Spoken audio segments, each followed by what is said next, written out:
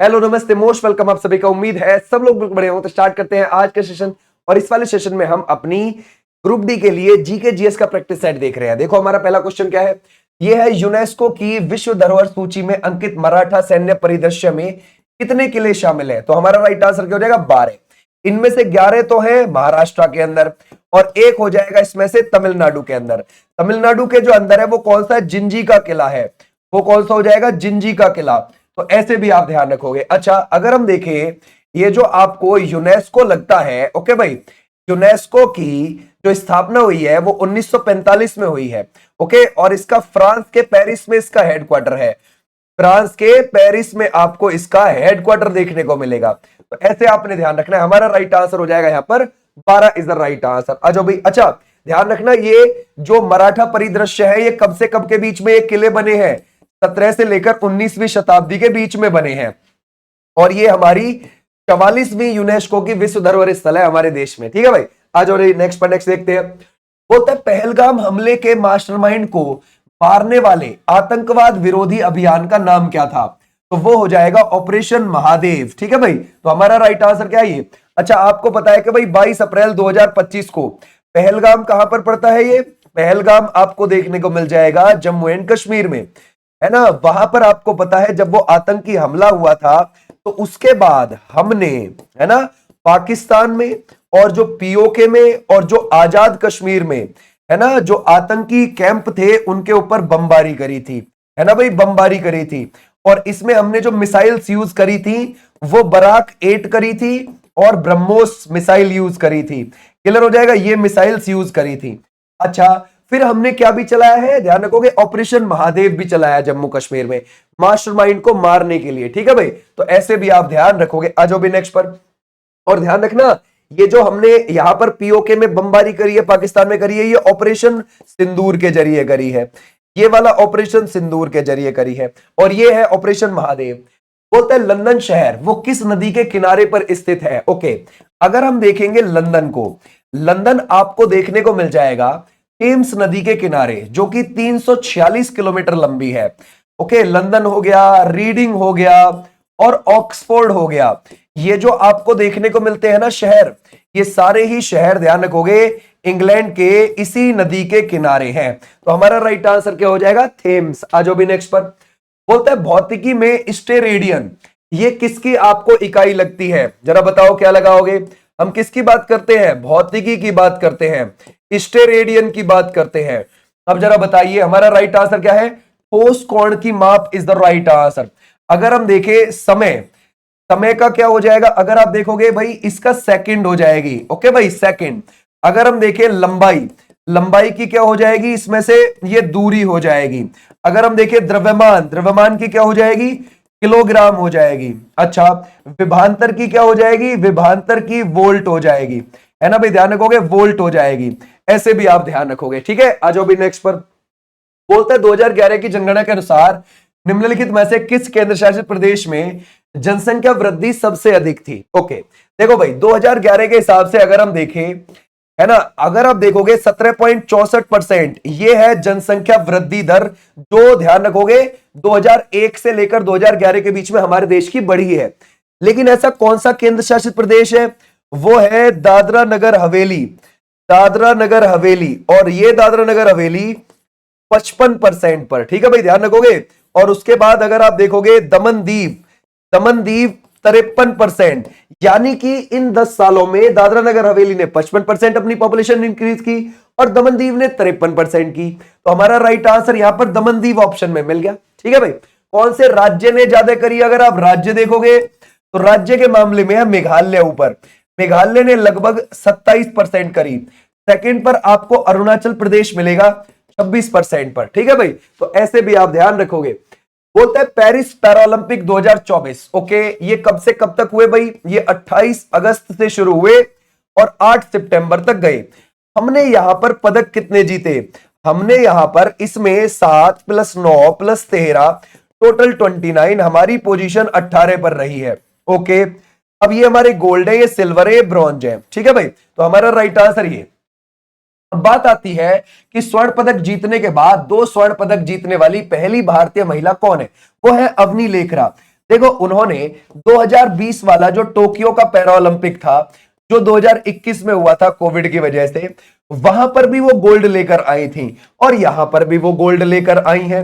समझ गए भाई? तो हमारा राइट आंसर हो जाएगा ये, इसमें निशानेबाजी में, है ना भाई, ध्यान रखोगे निशानेबाजी में, तो हमारा राइट आंसर हो जाएगा ये। बोलते हैं सिद्धि धमाल नृत्य निम्नलिखित राज्यों केंद्र शासित प्रदेशों में से किससे संबंधित है? जरा बताओ क्या लगाओगे इसमें से, कौन सा है? सिद्धि धमाल नृत्य के बारे में हम देख रहे हैं। ठीक है भाई, बोलता है अंडमान निकोबार है, गुजरात है, लद्दाख है, या फिर आप लगाओगे नागालैंड है। अगर हम देखें सिद्धि धमाल जो है वो हमारा कहां का हो जाएगा? गुजरात का हो जाएगा, और वहां पर यह हबशी समुदाय के द्वारा किया जाता है, हबशी समुदाय के द्वारा किया जाता है। ओके, और गुजरात का तो आपको टिप्पणी भी देखने को मिल जाएगा, टिप्पणी, और आपको भवई भी देखने को मिल जाएगा, और आपको पणिहारी भी देखने को मिल जाएगा। ठीक है, ये भी आपको देखने को मिल जाते हैं, डांडिया भी देखने को मिल जाएगा, और डांडिया रास भी आपको देखने को मिल जाएगा, डांडिया रास। ठीक है भाई, आ जाओ नेक्स्ट पर। बोलता है निम्नलिखित में से कौन सा अधिनियम भारत में उच्च न्यायालय की स्थापना से संबंधित है? वो है भारतीय उच्च न्यायालय अधिनियम 1861। इसी के जरिए 1 जुलाई 1862 को सबसे पहला हाई कोर्ट हमारा कलकत्ता की स्थापना हुई थी, है ना, कलकत्ता हाई कोर्ट की स्थापना हुई है। फिर इसी के जरिए 14 अगस्त 1862 को बॉम्बे हाई कोर्ट की स्थापना हुई। फिर इसी के जरिए 15 अगस्त 1862 को मद्रास हाई कोर्ट की स्थापना हुई। तो ऐसे हाई कोर्ट की यहां पर स्थापना होती चली गई, और जो 25वां हाई कोर्ट बना है हमारा, वो बना है 1 जनवरी 2019 को, अमरावती हाई कोर्ट। ठीक है भाई, ध्यान रखोगे, अमरावती हाई कोर्ट हमारा सबसे नया हाई कोर्ट है ये। 25 हाई कोर्ट हमारे पास टोटल है, और हाई कोर्ट हमारे संविधान के 214 से 231, है ना भाई, आर्टिकल में आपको देखने को मिलते हैं। हाई कोर्ट के जो जजेस हैं वो 62 पर क्या हो जाते हैं? रिटायर। आ जाओ भाई नेक्स्ट पर। बोलता है भारतीय स्वतंत्रता संग्राम के दौरान अभिनव भारत मंदिर यानी कि यंग इंडिया सोसाइटी की स्थापना किसने और उसके भाई ने एक गुप्त संगठन के रूप में करी थी? ओके, देखो सबसे पहले क्या बनाया गया? मित्र मेला की स्थापना की गई। मित्र मेला कब बनाया गया? 1899 में बनाया गया। ठीक है भाई, क्लियर हो जाएगा, 1899 में। फिर इसको आगे चलकर 1904 में क्या कर दिया गया? अभिनव भारत सोसाइटी कर दिया गया, अभिनव भारत सोसाइटी कर दिया गया। और ये जो मित्र मेला शुरू में किया था वो वीर सावरकर और उनके भाई गणेश सावरकर ने मिलकर किया था। ठीक है भाई, क्लियर हो जाएगा, और उसको आगे चलकर अभिनव भारत सोसाइटी कर दिया गया। ओके भाई, ये क्रांतिकारी संगठन था मित्र मेला। बोलता है किस भारतीय राज्य ने शक्तिश्री कार्यक्रम शुरू किया है? ये किया है ओडिशा ने। अच्छा, ओडिशा ने क्यों किया जी? देखो ओडिशा चाहता है कि जैसे कि कॉलेज हो गए और जैसे कि यूनिवर्सिटीज हो गई, वहां पर जो लड़कियां पढ़ती हैं, है ना भाई, ताकि उनको सेफ फील हो, समझ गए भाई, उनको सेफ फील हो और वो एजुकेशन में आगे बढ़े। ओके, तो ये इसके लिए है। ओडिशा के जो सीएम हैं उनका नाम है मोहन चरण मांझी, उन्होंने ही इसकी शुरुआत करी है, मोहन चरण मांझी। अच्छा, अगर हम देखें ये जो ओडिशा है ना भाई, अगर आप देखोगे ओडिशा में 147 विधानसभा की सीटें हैं, और यहां पर 78 बीजेपी जीत गई थी। कब जीत गई थी? 2024 में। तो यहां पर कौन बन गए सीएम? मोहन चरण मांझी बने हैं। आ जाओ नेक्स्ट पर। 2024 में खेले गए इंडियन प्रीमियर लीग के 17वें संस्करण का विजेता कौन सा दल था? तो हमारा राइट आंसर कौन सा हो जाएगा इसमें से? Kolkata night Riders. इन्होंने किसको हरा दिया था? सनराइजर्स को, यानी कि सनराइजर्स हैदराबाद को हरा दिया था। और ये जो फाइनल है वो कहां पर खेला गया था? ये चेपॉक स्टेडियम में खेला गया था, है ना, ये चेन्नई के अंदर खेला गया था। क्लियर हो जाएगा। अच्छा, वहां पर इसका फाइनल हुआ। अगर आप देखोगे कोलकाता नाइट राइडर 2012 में भी जीते, 2014 में भी, और 2024 में वो तीसरी बार जीते। कोलकाता के उस समय पर कप्तान थे श्रेयस अय्यर। ओके भाई, श्रेयस अय्यर। लेकिन श्रेयस अय्यर जब ये 18वां सीजन हुआ है 2025 का, उसमें पंजाब किंग्स के कैप्टन थे और अपनी टीम को फाइनल तक लेकर गए। और 2025 का जो फाइनल है ये 3 जून को हुआ है, और ये कहां पर हुआ है? अहमदाबाद में, है ना भाई, वहां पर नरेंद्र मोदी क्रिकेट स्टेडियम में हुआ, और आरसीबी इसको जीत गई पंजाब किंग्स को हराकर। आरसीबी के कप्तान रजत पाटीदार। ओके भाई, क्लियर हो जाएगा। तो घड़ों को संतुलित करके एक साथ नृत्य करती हैं। ओके, तो हमारा राइट आंसर कौन सा रहेगा? Bhavai is the right answer. Bhavai Gujarat में भी चलता है ना भाई, ये आपको गुजरात में भी देखने को मिल जाएगा। इवन गुजरात से ही ये शुरू हुआ है, राजस्थान में बाद में पहुंचा है। ठीक है भाई, और तेजाजी, कालबेलिया, घूमर ये राजस्थान के हैं ही। ख्याल भी आपको राजस्थान का ही मिल जाएगा और गैर भी आपको राजस्थान का मिल जाएगा। मार्च 2025 में समाप्त हुए प्रो कबड्डी लीग के सीजन 10 का खिताब ये किस टीम ने जीत लिया है? देखो 2014 में शुरू हुई थी प्रो कबड्डी, ठीक है भाई, ध्यान रखोगे, है ना, PKL। और अगर आप देखोगे पहला पहला कौन जीत गया था? जयपुर पिंक पैंथर्स जीत गए थे, और फिर नोवा भी यही जीत गए थे। फिर 10वां कौन जीत गए थे? पुनेरी पल्टन वाले जीत गए थे, है ना भाई, पुनेरी पल्टन। और फिर 11वां जो हुआ है इसको कौन जीत गए? हरियाणा स्टीलर्स जीत गए। और 12वां अभी चल रहा है। कबड्डी में 7-7 खिलाड़ी होते हैं, 6 अधिकारी होते हैं इसमें, ठीक है, कितने होते हैं? 6 अधिकारी। और ये गेम होता है 40 मिनट का, और इसमें 20-20 मिनट के 2 सेशन होते हैं, 5 मिनट का ब्रेक होता है 20 मिनट के बाद, ठीक है भाई। तो ऐसे भी आप ध्यान रखोगे। निम्नलिखित में से किसके द्वारा एक्सरे की खोज की गई है? ओके भाई, एक्सरे की, ये किसके द्वारा की गई है एक्सरे की खोज? ये है रोंजन के द्वारा। कब की गई है? 1895 में की गई है। तो हमारा राइट आंसर क्या हो जाएगा? 1895 इज राइट आंसर। 1886 में कांग्रेस में विलय होने वाले सुरेंद्रनाथ बनर्जी के द्वारा स्थापित संगठन का नाम बताइए क्या है? वो है भारतीय राष्ट्रीय संघ। 1876 में बनाया था और इसको फिर जाके 1886 में कांग्रेस में विलय कर दिया था। तो हमारा राइट आंसर ये हो जाएगा। तो कांग्रेस तो 1885 में बनी है और 86 में कांग्रेस में ही इसको भारतीय राष्ट्रीय, ध्यान रखोगे, राष्ट्रीय भारतीय संघ को इसको मिला दिया। अब आप सोचते होंगे कि कांग्रेस ही पहली संस्था होगी जो आजादी की लड़ाई लड़ने की बात करती थी। उससे पहले भी कई ऐसी संस्थाएं थी जो बन चुकी थी, ठीक है, तो ऐसे भी आप ध्यान रख सकते हो। हमारा राइट आंसर हो जाएगा ये। बोलता है 2024 के मंत्रिमंडल में कृषि और किसान कल्याण विभाग किसके हाथ में गया? जरा बताओ। तो हमारा राइट आंसर हो जाएगा Shivraj Singh Chouhan is the right answer, ठीक है भाई, क्लियर हो जाएगा। वाणिज्यिक और उद्योग मंत्रालय किसके पास गया? पीयूष गोयल के पास गया। रक्षा मंत्री का पद किसके पास गया भाई? वो जाते हैं राजनाथ सिंह जी। गृह मंत्री कौन हो जाएंगे? अमित शाह जी हो जाएंगे, है ना। और हमारे रेल मंत्री कौन हो जाएंगे? अश्विनी वैष्णव हो जाएंगे, ठीक है भाई। आ जाओ भाई नेक्स्ट पर। बोलता है बेतला राष्ट्रीय उद्यान ये आपको कहां पर लगता है? ये है झारखंड के अंदर, ठीक है भाई। और अगर आपसे पूछा जाए वाल्मीकि नेशनल पार्क कहां पर है? ये आपको देखने को मिलेगा बिहार के अंदर। कहां पर है ये? बिहार के अंदर आपको देखने को मिलेगा।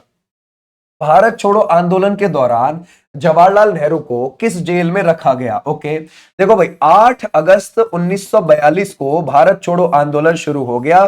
मुंबई के ग्वालियर टैंक से शुरू हो गया था, ओके, जिसको पहले बॉम्बे बोला जाता था मुंबई को। और गांधी जी इसको लीड कर रहे थे। आजादी का सबसे बड़ा आंदोलन था। और 9 अगस्त को अंग्रेजों ने ऑपरेशन जीरो आवर चलाया और बड़े बड़े नेताओं को, कांग्रेस को जेल में भरना शुरू कर दिया। जैसे कि अहमदनगर किले के अंदर जवाहरलाल नेहरू जी को, ध्यान रखोगे, रखा गया। ऐसी पटना की बांकीपुर जेल में राजेंद्र प्रसाद जी को रखा गया, है ना। हजारीबाग सेंट्रल जेल में किसको रखा गया था? वो हो जाते हैं जयप्रकाश नारायण जी, ठीक है। ऐसी आगा खां पैलेस के अंदर इसको सरोजिनी नायडू जी हो गई, महात्मा गांधी जी हो गए, इनको रखा गया, ठीक है भाई। तो ऐसे भी आप ध्यान रखोगे। बोलता है अनुसूचित जाति के लिए राष्ट्रीय आयोग का गठन कब किया गया? वो किया गया है 89वां संविधान संशोधन 2003 से, ठीक है भाई, क्लियर हो जाएगा। और कब इसकी स्थापना कर दी गई? 2004 में कर दी गई। तो हमारा राइट आंसर हो जाएगा ये, ठीक है भाई, इस संविधान संशोधन से 2004 में कर दी गई। ओके भाई, क्लियर हो जाएगा। अच्छा, किस आर्टिकल के जरिए की गई? 338A के जरिए की गई। ये भी आप ध्यान रखोगे। आ जाओ भाई नेक्स्ट पर। बोलते हैं भारत में निम्नलिखित में से किस संरक्षित क्षेत्र में मानवीय हस्तक्षेप प्रतिबंधित है? तो हमारा राइट आंसर हो जाएगा राष्ट्रीय उद्यान इज द राइट आंसर। देखो जो नेशनल पार्क होते हैं उस सरकार के द्वारा चलाए जा रहे होते हैं और उसमें आपको जाने की अनुमति नहीं है, सिर्फ कुछ वीआईपी लोग ही उसमें जाते हैं, समझ गए भाई, क्लियर हो जाएगा। और जो वन्यजीव अभ्यारण्य होते हैं, वन्यजीव अभ्यारण्य में आप घूम सकते हो। वन्यजीव अभ्यारण्य का मतलब ही, अभ्यारण्य का मतलब ही होता है घूमना, ठीक है भाई, अभ्यारण्य का मतलब होता है घूमना। और वो किसी प्राइवेट संस्था के द्वारा चलाए जा रहे होते हैं। इनको अपडेट करके नेशनल पार्क बना दिया जाता है, लेकिन इनको कभी भी डाउन करके वन्यजीव अभ्यारण्य नहीं बनाया जाता, ठीक है। तो उसमें जाने की अनुमति है, इसमें नहीं है, ठीक है भाई। आ जाओ नेक्स्ट पर। बोलता है राज्य परिषद सामूहिक रूप से किसके प्रति जिम्मेदार होती है? राज्य की परिषद मतलब राज्य की जो मंत्री परिषद है, हम उसकी बात कर रहे हैं। जो राज्य की मंत्री परिषद है वो किसके प्रति जिम्मेदार होगी? ऑब्वियसली वहां की विधानसभा के प्रति होगी भाई, है ना, वहां की विधानसभा के और ये जो विधानसभा है आर्टिकल 170 में आपको देखने को मिल जाती है। इसके मैक्सिमम सदस्य 500 से ज्यादा नहीं होने चाहिए और कम से कम 60 से कम नहीं होने चाहिए। ठीक है भाई, वैसे 60 से कम कई राज्यों में है, ठीक है, केंद्र शासित प्रदेश में भी है, फिर भी चल रही है वहां पर विधानसभा। जैसे हम कह सकते हैं कि पुदुचेरी में है ना 30 सीटों पर क्या होते हैं चुनाव, और 3 होती हैं नॉमिनेट एलजी के द्वारा। और अगर आप देखोगे सिक्किम में 32 पे चल रही है विधानसभा, मिजोरम में 40 पर चल रही है, गोवा में 40 पर चल रही है। ओके, तो ऐसे आप ध्यान देखो, देखो संविधान का तो उल्लंघन हो रहा है लेकिन जनता की भलाई के लिए हो रहा है वहां पे। ओके, तो ये चलेगा। आ जाओ भाई नेक्स्ट पर। ताइपेई दाब निम्नलिखित में से किस भारतीय सीमावर्ती देश की राजधानी है? तो ये कौन सा हो जाएगा? म्यांमार। म्यांमार हमारे बिल्कुल कहां पर है? पूरब में है। यहां पर आपको ये म्यांमार देखने को मिल जाएगा। म्यांमार यहां है और इसके साथ हमारे जैसे कि अरुणाचल प्रदेश हो गया, नागालैंड हो गया, मणिपुर हो गया, मिजोरम हो गया, 4 राज्य लगते हैं और 1643 किलोमीटर बाउंड्री लगती है। और ये हमारे कहां है? पूरब में है। ठीक है भाई, ध्यान रखोगे पूरब में है, तो हमारा राइट आंसर हो जाएगा ये। आ जाओ नेक्स्ट पर। उपराष्ट्रपति का कार्यकाल कितने वर्षों का होता है? ठीक है भाई, जरा बताओ क्या लगाओगे? उपराष्ट्रपति को देखते हैं हम। उपराष्ट्रपति आर्टिकल 63 में इसका वर्णन है कि भारत का एक उपराष्ट्रपति होगा, और ये पद हमने कहां से लिया है? भारत का एक उपराष्ट्रपति होगा, ये हमने पद कहां से लिया है? ये लिया है यूएसए के संविधान से। आर्टिकल 64 को अगर हम देखें, ये जो आर्टिकल 64 है, ये राज्यसभा का सभापति होगा। ठीक है भाई, ध्यान रखोगे, राज्यसभा का सभापति होगा। ठीक है भाई, क्लियर हो जाएगा, सभापति होगा, तो ये भी आप ध्यान रखोगे, सभापति होगा।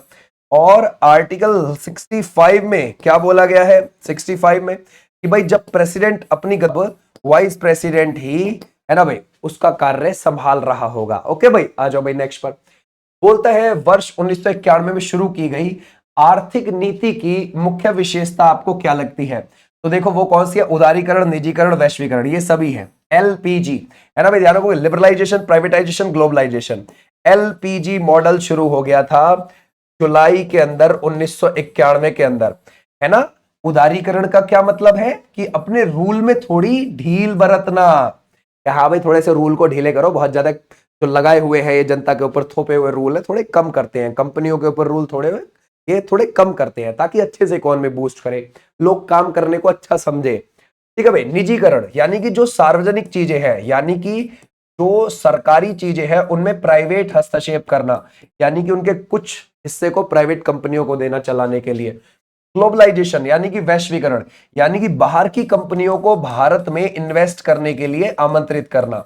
ये था एलपीजी मॉडल। ठीक है भाई, तो ये किसके समय पर? यहां पर 1991 से 1996 के बीच में कौन थे हमारे प्रधानमंत्री? पीवी नरसिम्हा राव थे। पीवी नरसिम्हा राव, और ध्यान रखोगे इनको भारतीय आर्थिक सुधारों का जनक माना जाता है।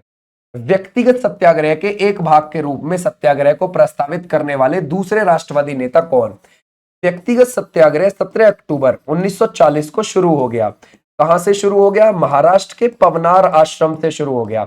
ये पवनार आश्रम कहां पर पड़ता है? महाराष्ट्र में वर्धा जिले में पड़ता है। ठीक है भाई, कहां? वर्धा में। तो वहां से इसकी शुरुआत हो गई। अब जब इसकी शुरुआत हो गई तो इसमें पहले सत्याग्रही कौन थे? विनोबा भावे पहले थे, दूसरे इसमें नेहरू जी थे, तीसरे इसमें ब्रह्मदत्त थे। ठीक है भाई, ध्यान रखोगे, ब्रह्मदत्त, ये भी आप ध्यान रखोगे। इसको क्या बोला जाता है? दिल्ली चलो आंदोलन बोला जाता है। इसमें लगभग 20-25 हजार लोगों की गिरफ्तारियां हुई थी। ओके भाई, तो ये भी आप ध्यान रख सकते हो। अच्छा, 1940 में पहला हो गया, फिर उसके बाद दोबारा से शुरू हो गया था 1941 में, ये है ना। ध्यान रखोगे, व्यक्तिगत सत्याग्रह पार्ट 2। ठीक है भाई, आ जाओ नेक्स्ट पर। बोलता है निम्न में से किस में तापी और नर्मदा नदियां जाकर गिरती हैं? ओके, देखो इधर हमारे क्या पड़ेगा? ये अरब सागर है। इधर क्या है? अरब सागर है। और इधर क्या है? ये है बंगाल की खाड़ी। और ये जो आप देख रहे हो ये इधर आके गिरती हैं। तो हमारा राइट आंसर कौन सा हो जाएगा? ये अरब सागर इज द राइट आंसर। आ जाओ भाई नेक्स्ट पर। बोलता है निम्नलिखित में से किस खेल के साथ देवधर ट्रॉफी जुड़ी है? कौन सी जुड़ी है? अगर आप देखोगे देवधर ट्रॉफी ये जुड़ी है। जरा बताओ किस खेल के साथ? अगर हम देखें हमारा राइट आंसर हो जाएगा क्रिकेट। कब शुरू हुई है? 1973-74 में। और ये आपकी क्या हो जाएगी? 50 ओवर की हो जाएगी। ठीक है भाई, क्लियर हो जाएगा, 50 ओवर की। आ जाओ नेक्स्ट पर। मदर टेरेसा ने नोबेल शांति पुरस्कार कब जीता? जरा बताओ क्या लगाओगे? अगर हम देखें मदर टेरेसा, ठीक है भाई, क्लियर हो जाएगा। ये जो नोबेल शांति पुरस्कार है, नोबेल शांति पुरस्कार, हमारा राइट आंसर क्या हो जाएगा? ये हो जाएगा 1979 में ये मिला है। फिर उसके बाद हमने भारत रत्न दिया इनको, और वो कब दिया है? 1980 में। देख रहे हो, पहले दुनिया ने इनको पहचाना, तब हमारी सरकार ने पहचाना। सोचने वाली बात है। ओके, तो हमारा राइट आंसर क्या हो जाएगा? ये वाले बच्चे बिल्कुल ठीक। बोलता है हम्पी में स्थित विरूपाक्ष मंदिर किस हिंदू देवता को समर्पित है? शिव जी को समर्पित है भाई। ठीक है भाई, ध्यान रखो, किसको है? शिव जी को। और हम्पी आपको कहां पर देखने को मिलेगा? ये तो कर्नाटक में है, विजयनगर साम्राज्य की राजधानी थी, है ना भाई। तुंगभद्रा नदी के किनारे। आ जाओ भाई नेक्स्ट पर। ओजोन में एक अणु में ऑक्सीजन के कितने परमाणु होते हैं? वो होते हैं 3। ठीक है भाई, ध्यान रखोगे, O3 क्लियर हो जाएगा। इसको O3 से रिप्रेजेंट करते हैं, और ये ओजोन परत आपको देखने को मिल जाएगी पृथ्वी के ऊपर 18 से 35 किलोमीटर की ऊंचाई पर। ठीक है भाई, आ जाओ नेक्स्ट पर। बीसीसीआई सचिव जय शाह द्वारा दी गई, है ना, की गई घोषणा के अनुसार भारत का नया गेंदबाजी कोच किसे नियुक्त किया गया है? इससे पहले वह पाकिस्तान को कोचिंग दे चुके हैं। वो कौन हो जाएंगे? Morne Morkel is the right answer. कहां से आते हैं भैया? ये आते हैं साउथ अफ्रीका से। बीसीसीआई की अगर हम बात करें तो बीसीसीआई 1928 में बनी है, मुंबई में इसका हेडक्वार्टर है। और इसके जो आपको अध्यक्ष लगते हैं नए नए, वो कौन है? मिथुन मनहास हो जाएंगे। ठीक है भाई, क्लियर हो जाएगा। ऐसे भी आप, अच्छा, इससे इनसे पहले कौन थे भाई? वो थे रॉजर बिनी। ठीक है भाई, अध्यक्ष। बोलते हैं प्रसिद्ध संगीतकार अरविंद पारिख निम्नलिखित में से कौन सा वाद्य यंत्र बजाते? सितार। 2018 में उनको क्या मिला? पद्म भूषण। ठीक है भाई, क्या मिला उनको? पद्म भूषण। आ जाओ भाई नेक्स्ट पर। ओडोमीटर एक यंत्र है जो क्या मापता है? ओडोमीटर। ओके भाई, अगर हम देखें ओडोमीटर का, है ना भाई, संबंध हो जाएगा दूरी से। ठीक है भाई, डिस्टेंस से हो जाएगा। तो हमारा राइट आंसर क्या हो जाएगा? ये वाले बच्चे। सरोद वादक अली अकबर खान का संबंध ये किससे हो जाएगा? भाई सरोद वादक, ये जो अली अकबर खान है, इनका संबंध है मेहर घराना। ये कहां पर है? ये आपको देखने को मिल जाएगा मध्य प्रदेश के अंदर। अलाउद्दीन खान का संबंध भी इसी मेहर घराने से है। निम्नलिखित में से चालुक्य शासक था, वो कौन था? ये आप मुझे कमेंट बॉक्स में बता देंगे। ओके, और इसकी जो पीडीएफ है आपको टेलीग्राम पर मिल जाएगी, उसका लिंक आपको डिस्क्रिप्शन में देखने को मिल जाएगा। ओके, यहाँ पर हमारी ये वाली क्लास रात को 10 बजे लाइव चलती है, और 9 बजे आपकी दिल्ली पुलिस वाली चलती है। ओके, और 5 बजे यूपी पुलिस की क्लास चल रही है, और आपको 3 बजे यूपीएसआई की क्लास। ओके, अभी ये आपकी रेलवे ग्रुप डी के लिए क्लास चल रही है। इस वाली क्लास में मैं आपको अभी और भी आगे सब्जेक्ट वाइज भी मैं आपको करवाऊंगा। ओके, और शॉर्ट वीडियोस बना के दिन में भी इसकी अपलोड करूंगा, तो आप चैनल पर देख लेना। ठीक है, thank you, tata bye bye. कोई और बात हो कमेंट